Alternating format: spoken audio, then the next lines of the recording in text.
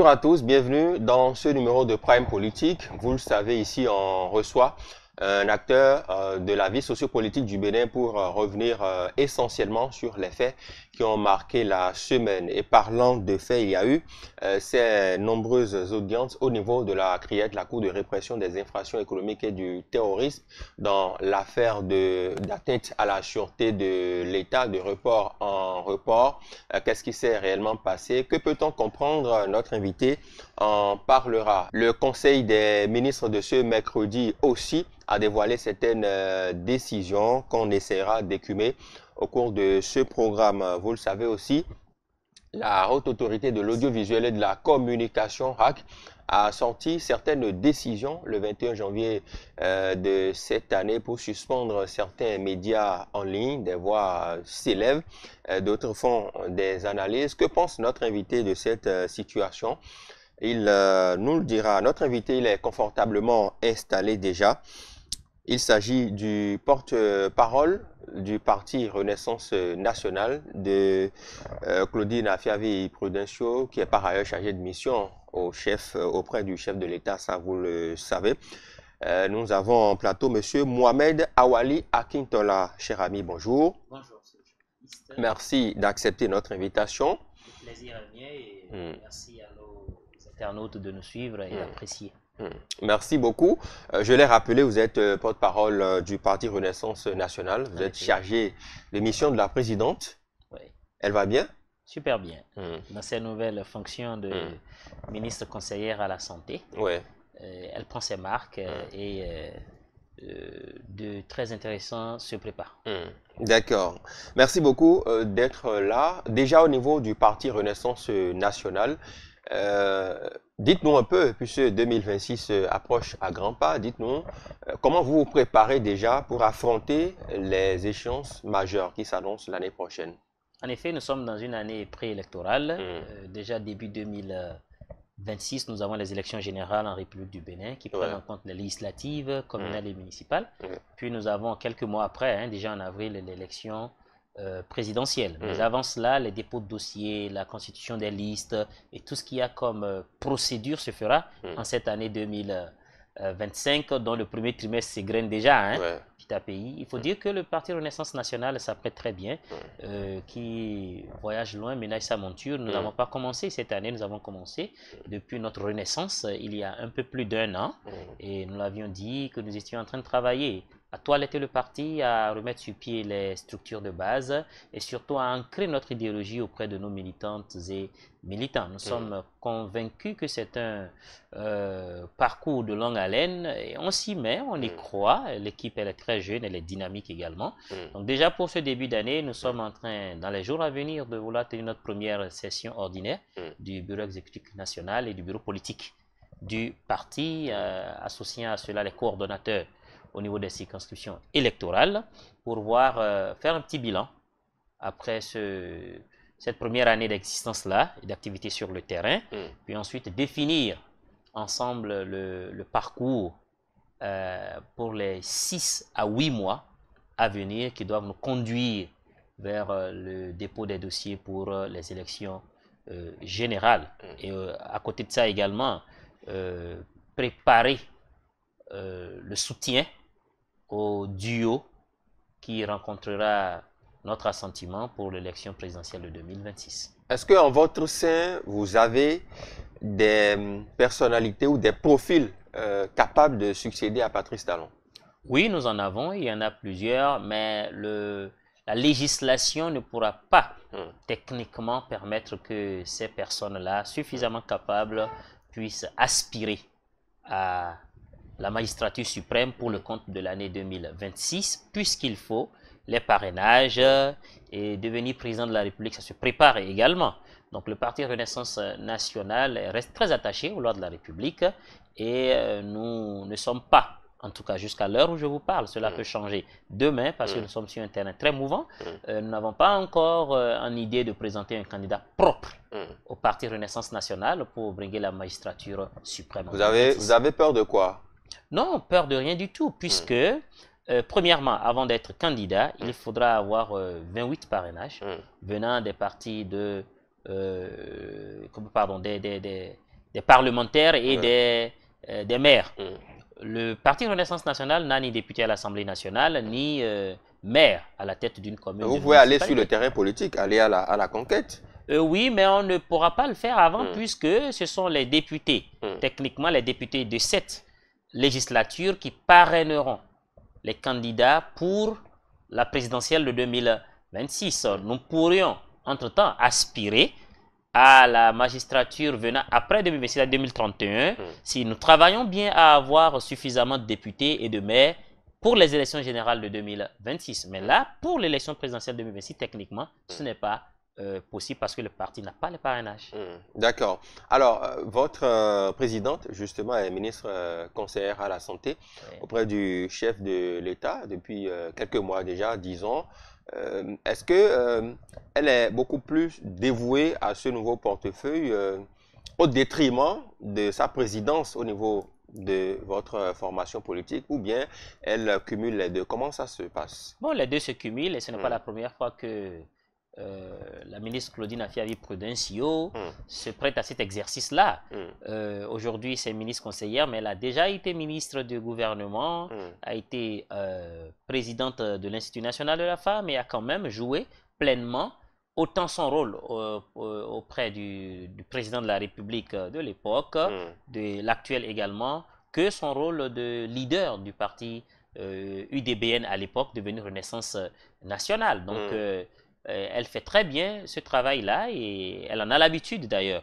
Au-delà de ça, une seule hirondelle ne fait pas le printemps. C'est le soutien qu'elle reçoit autant au niveau du gouvernement pour sa fonction de ministre conseillère qu'au niveau des cadres du parti Renaissance nationale, en sa posture de présidente du parti qui font que ce travail se fait très bien et nous ne ménagerons aucun effort pour l'aider à réussir cumulativement dans ces deux tâches-là. Encore que ce ne serait pas une première République du Bénin. Nous avons d'autres partis politiques qui ont leurs présidents qui sont également ministres ou ministres conseillers. Donc, cela coule de source. Il n'y a pas matière à s'inquiéter. Pas du tout. D'accord. Alors, docteur Mohamed, c'est Mohamed, c'est bien ça. Mohamed. Oui, Mohamed. Voilà, docteur Mohamed Akintola, vous êtes notre invité dans le cadre de cette émission Prime Politique. Intéressons-nous à l'un des sujets qui a occupé toutes les attentions au cours de la semaine, c'est le procès dans l'affaire atteinte à la sûreté de l'État où d'anciens barons de la galaxie du chef de l'État comparaissent. On connaît M. Olivier Boko, M. Osvaldo Omeki. Il y a eu un premier report déjà mardi à mercredi. Il y a eu un deuxième report de mercredi à jeudi. On nous a dit, pour ce qu'on a suivi un peu, que les avocats se sont déconstitués parce qu'ils auraient voulu que la Cour se constitue conformément aux tests en vigueur. On a suivi aussi dans la soirée le communiqué du procureur spécial près la Criette sur la constitution de la Cour et tout ce qui va avec. Quelle est, votre analyse de cette actualité-là au regard de l'évolution qu'elle a aujourd'hui? Bon, c'est un peu comme si vous me demandez qu'est-ce que je pense des joueurs qui se dribblent sur un terrain de football. Cela coule de source, cela va de soi. Nous sommes sur un terrain où il y a des praticiens qui savent exploiter les failles de tel ou de tel système, de telle ou de telle action. C'est un jeu de stratégie. Si vous voulez parler du report, eh bien, si les conditions ne sont pas réunies pour tenir un procès, on ne peut que le reporter pour garantir non seulement d'un côté les droits des prévenus, mais également pour que le droit s'exerce dans un cadre qui garantisse également à la nation dans son entièreté un certain bien-être et puis une certaine sécurité. Donc ça, c'est déjà ce qui justifie qu'il y ait des reports si des conditions légales ne sont pas réunies. Mais bon, s'intéressant spécifiquement à la question de la déconstitution c'est juste une stratégie et cela est légitime puisqu'on n'hésitera pas lorsque nous sommes sur un terrain de profiter de la faille de l'autre. Dans une situation, c'est-à-dire en situation ordinaire que cela ne poserait pas de problème, mais ce projet n'est pas un procès ordinaire, il a été convoqué dans un cadre extraordinaire et donc dans ce cas-là, les juges assiégés doivent être au nombre de 5 selon le code pénal plutôt que de 3 comme c'était le le cas. Et puis, on a voulu aussi que les prévenus soient assistés d'avocats commis d'office, en lieu et place de leurs avocats qui se sont déconstitués. Ils ont demandé, selon ce que j'ai lu dans la presse et dans les comptes rendus de greffe, que ils ont les moyens de constituer des avocats et ne veulent pas être, comment on appelle, défendus par des avocats commis d'office. Et de l'autre côté, il y a également le barreau qui estime qu'ils ont arrêté cette procédure-là de soutenir à la demande du parquet en mettant à disposition des avocats commis d'office parce qu'il y a un litige entre les primo ainsi de suite, entre eux et puis le barreau. Donc je crois qu'il est quand même légitime quand rien ne presse, en fait, rien ne presse. Comment ça, rien ne presse? Le temps avance quand même. Le peuple béninois a soif de connaître la vérité et de connaître ce qui s'est passé réellement dans ce dossier. Oui, vous savez, il y a une différence entre la vitesse et la précipitation. La vitesse, vous la mesurez. Ça va vite, mais vous contrôlez quand même, et cela se fait dans les règles de l'art. Mais lorsque vous vous précipitez, vous risquez d'aller droit dans le mur. Et nous sommes en train de parler quand même d'un sujet assez délicat. Il faudrait que de part et d'autre, les droits et les prérogatives des uns et des autres soient quand même protégés. Donc, le système, il a été conçu ainsi. Ce n'est pas 2 semaines, 1 semaine de plus pour que ces prévenus-là puissent faire appel à des avocats qu'ils estiment suffisamment compétents et dans leur code pour défendre leur cas qui ce n'est pas ce délai-là, j'allais donc dire, qui va plomber l'aile à une procédure, non. Attendons de voir et faisons les choses bien pour que le droit soit dit. Au niveau du Parti Renaissance Nationale, comment analysez-vous, comment appréciez-vous cette situation, cette affaire déjà? Dès que les premières accusations ont été lancées et que le procureur de la République a fait la première sortie, montrant certaines preuves de saisie, de fonds et ainsi de suite, le Parti Renaissance Nationale, attaché aux lois de la République, s'est prononcé à l'époque à travers un communiqué où nous avons demandé à ce que nos militants et puis de façon générale les citoyens béninois ne versent pas dans la spéculation parce que des affaires de la justice, il faut éviter de mélanger torchon et serviette et laisser les spécialistes faire le travail. Mais nous condamnons et nous le condamnerons toujours, nous l'avons toujours fait, avec la stricte et la dernière rigueur, toute prise de pouvoir de qui que ce soit, que ça vienne des civils, de l'armée, des gens proches ou des gens éloignés, prise de pouvoir par les armes ou par la violence ou par tout autre moyen anti-constitutionnel et antidémocratique. On ne peut pas s'être battu autant d'années, on ne peut pas avoir fait autant de sacrifices pour en arriver là et que tout soit balayé du revers de la main par des prises de pouvoir. Donc que ce soit le cas ou que ce ne soit pas le cas, aujourd'hui dans le cas de ce procès-là, le Parti Renaissance Nationale s'insurge contre cela et ça avec la dernière verve. Donc nous sommes dans une démocratie, les règles de prise de pouvoir doivent être respectées pour que le contrat social que nous avons tous ensemble signé puisse nous procurer bonheur et bien-être. D'accord.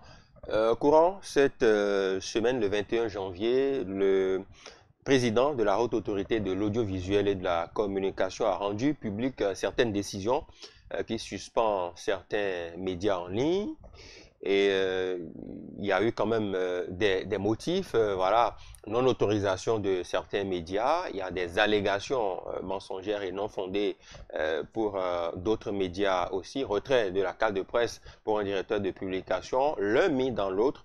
Comment vous, justement, vous qui, par ailleurs au niveau du Parti Renaissance Nationale, vous portez la parole, justement, et donc vous êtes ami des médias aussi, raison pour laquelle vous êtes sur mon plateau aujourd'hui.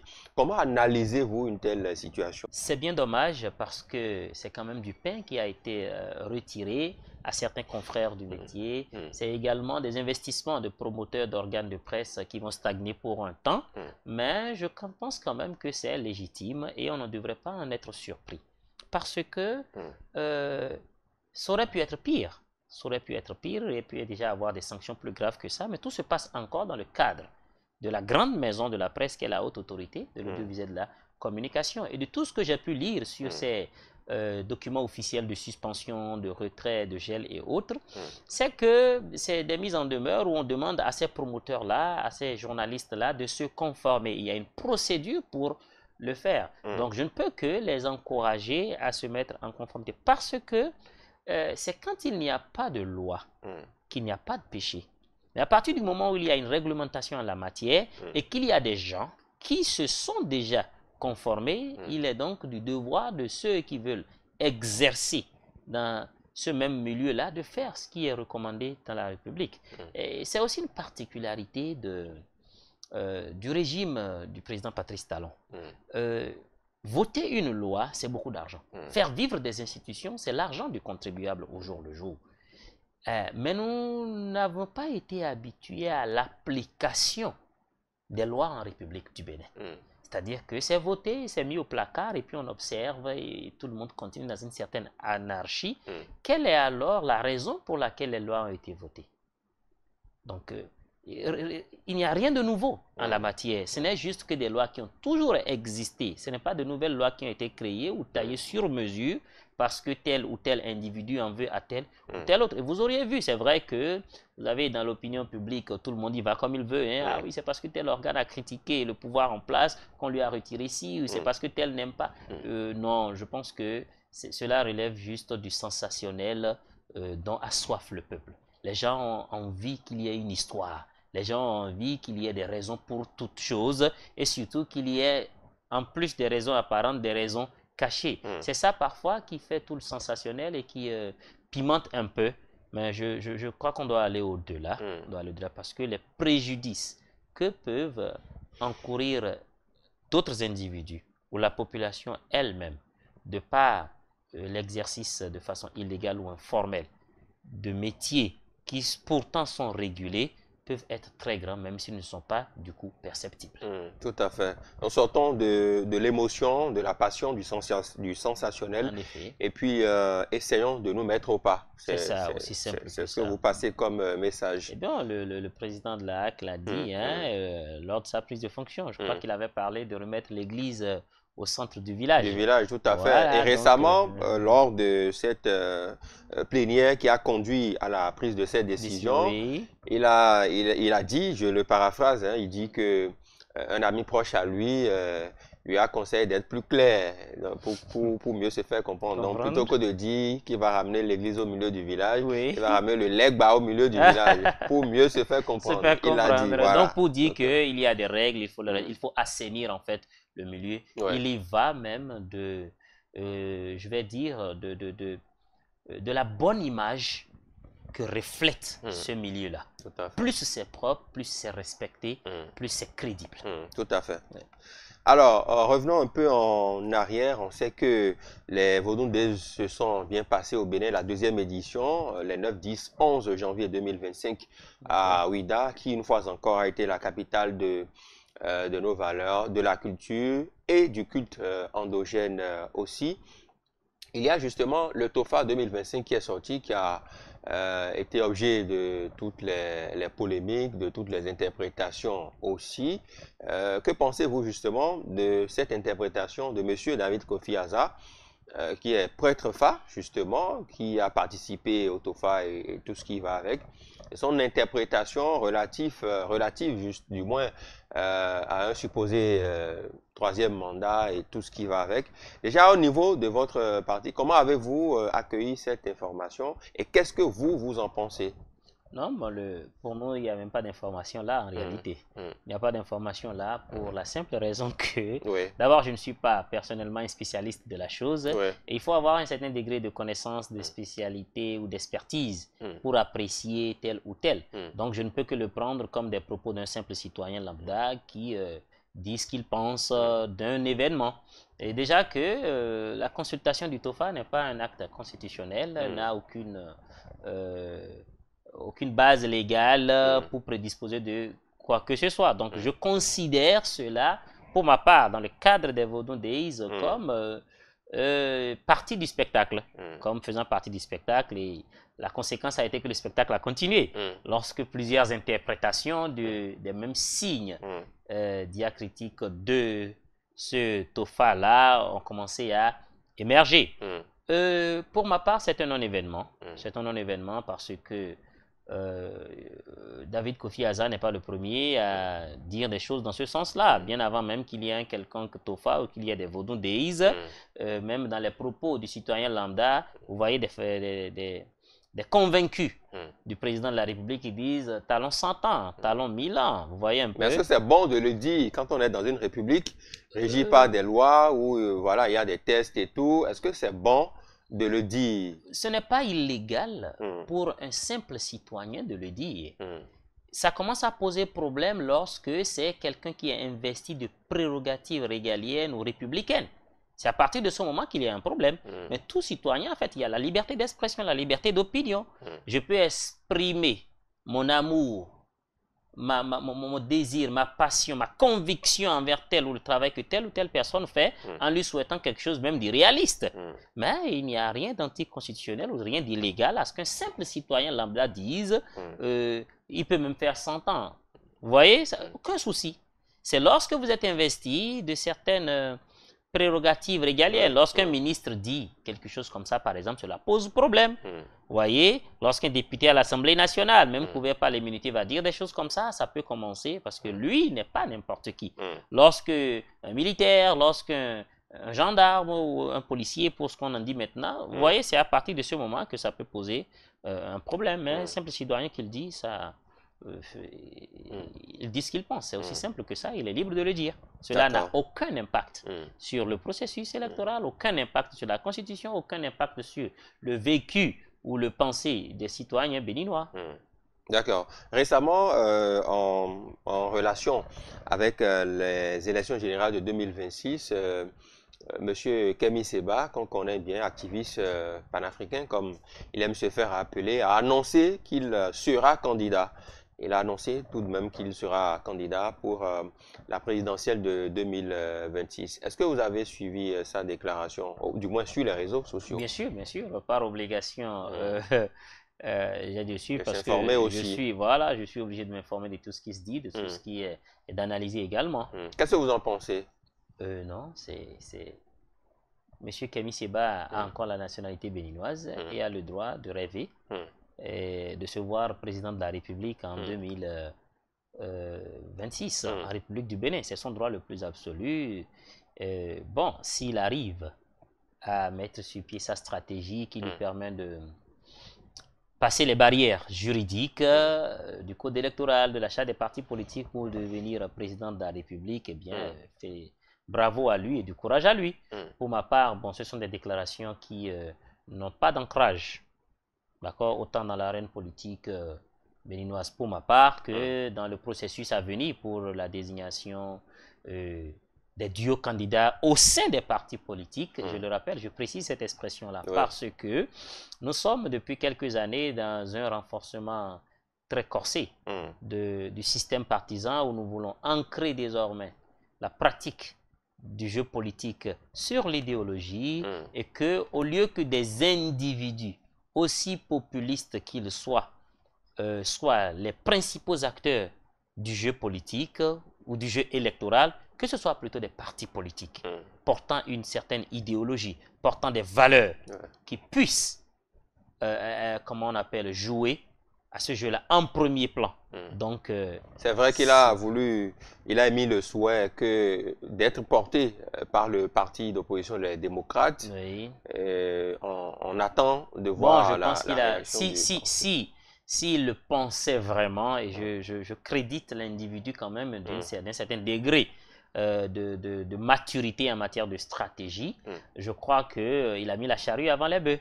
Il aurait dû faire quoi, selon vous? Bon, c'est pas à moi de le lui apprendre, il a bien mûri certainement sa stratégie, mais peut-être que à sa place, je ne suis pas à sa place, mais j'ai dit peut-être que, puisque n'étant pas à sa place, je n'ai pas toutes les cartes, je ne maîtrise pas toutes les variables qui l'ont amené à décider tel qu'il l'a fait, mais je pense quand même qu'au regard du code électoral, si tel qu'on part du postulat que c'est ce code électoral-là qui va conduire le peuple béninois aux élections à venir, eh bien, j'aurais d'abord approché les partis politiques. Vous voyez, j'aurais d'abord approché les partis politiques, puisqu'au sein de ces partis politiques-là que auxquels je voudrais faire porter ma candidature, il y a également des aspirants à ce fauteuil présidentiel-là.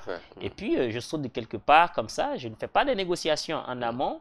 Et donc, je viens dire, moi, je vais quand même être président. Donc, je ne respecte aucun protocole de désignation de candidature à la candidature au sein du parti, ni les primaires, ni quoi que ce soit. Je n'attends même pas que le parti lance officiellement la course au dépôt des candidatures au sein du parti pour qu'on puisse finalement en arriver à désigner un duo candidat. Et je fais comme ça, je pense que ça va être assez compliqué de se faire accepter. Encore que les deux, autant je parle de lui d'un côté, le parti politique, les démocrates, pour ce que je sais et pour ce que je vois et je constate, n'ont pas forcément à 100% les mêmes procédures, la même manière de fonctionner et tout ça. Donc c'est une affaire de groupe, ce n'est pas une affaire individuelle. D'accord. On va aborder très rapidement ce décret, en tout cas l'une des décisions fortes du Conseil des ministres qui parle désormais de réorganisation du travail en milieu pénitentiaire par le gouvernement béninois. L'idée derrière, pour ce qu'on est en train de comprendre, c'est que le séjour carcéral ne soit pas que punitif, que cela aide quand même ceux qui y vont, puisqu'on parle de séjour, donc ça a un début et un terme, bien sûr, donc que cela soit en même temps un moment de recyclage, d'exercice d'un certain nombre d'activités professionnelles et tout. Qu'est-ce que vous pensez de cette décision? Je pense que l'existant et cet art font partie des insuffisances de nos pays, dit en voie de développement, et ça depuis longtemps. En fait, on a mal compris l'idée des maisons carcérales et de leur objectif de façon intrinsèque. Il y a certes des individus qui y resteront pour toujours parce que jugés inchangeables et donc qui n'ont, avec le développement qu'ils ont eu dans leur vie, plus leur place au milieu de tout le monde. Vous voyez? Mais la majorité de ceux qui sont dans ces maisons carcérales-là ne sont pas sur cette lancée-là. Vous voyez? La majorité n'est pas condamnée à perpétuité. La majorité n'est pas condamnée à faire la prison à vie. Donc, il y a une vie pour eux après la prison. Mais on a failli sur ce plan-là. Moi, je l'ai toujours dit, ce n'est pas la première fois que j'en parle, je l'ai toujours dit. J'ai vu des exemples un peu partout. Dans les pays où je suis resté pour étudier, où j'ai frotté le système politique également, où les prisonniers et prisonnières sont rééduqués. C'est pourquoi, lorsqu'on parle souvent des adolescents, on parle de maisons de rééducation, pour dire que l'éducation est ratée, et donc la société prend en charge désormais cette éducation-là, qui a été ratée dans un cercle familial, dans un cercle communautaire, pour se positionner en tant que rééducateur de cette personne-là, pour finir par la réinsérer au sein de la communauté. Donc, ils doivent être rééduqués, ils doivent apprendre des métiers, ils doivent apprendre le savoir-vivre, le savoir-être, le savoir-faire. Vous voyez, tout ça fait partie. Et, quelque chose de très important, la punition doit également être une punition qui est utile en retour à la société. Utile en retour à la société. Les prisonniers doivent être mis au travail, d'intérêt général. Nous n'en avons pas réellement en République du Bénin. Je pense que cette décision elle vient à point nommé, elle aurait pu venir beaucoup plus tôt, mais bon, chaque chose a son temps et chaque société a son évolution et prend ses marques. Vivement que l'idée soit vraiment comprise, que l'idée soit suffisamment intégrée dans la mentalité de ces acteurs pour que l'implémentation puisse réellement être conforme à ce qui a prévalu à cette décision-là, pour que ce ne soit pas une fois de plus des chimères ou des deniers publics engrangés dans un processus qui finira par ne pas aboutir. Mais pour cela, je fais quand même confiance à l'équipe gouvernementale qui sait très bien faire les choses, bien les planifier, bien les suivre, bien les évaluer. Tout à fait. Merci beaucoup. Nous sommes rendus au thème de ce programme. Dr Mohamed Awali Akintola, je rappelle que vous êtes porte-parole du Parti Renaissance Nationale chargé de mission de la présidente de ce parti, Madame Claudine Afiavi-Prudencio. Je vais vous laisser dire un mot à vos militants et à tous ceux qui nous suivent, puisque nous sommes au thème de ce programme. Déjà, merci beaucoup à votre organe de presse de nous donner cette occasion-là, parce que si vous n'existiez pas, les partis politiques comme les nôtres ne aurait du mal également à avancer. Parce que la politique, c'est de la communication, c'est de la mobilisation. Mais lorsque vous n'avez pas la lumière sur vous, on a l'impression que vous ne faites absolument rien. Et lorsque des gens comme vous ne nous donnent pas l'occasion de nous exprimer, puisque nous ne sommes pas à l'Assemblée nationale, puisque nous ne sommes pas dans les conseils communaux et municipaux, si on n'a pas ces plateaux-là pour participer à notre manière à l'édification d'une nation qui soit prospère, où il fait bon vivre pour tous, eh bien, je pense qu'on serait totalement en rade.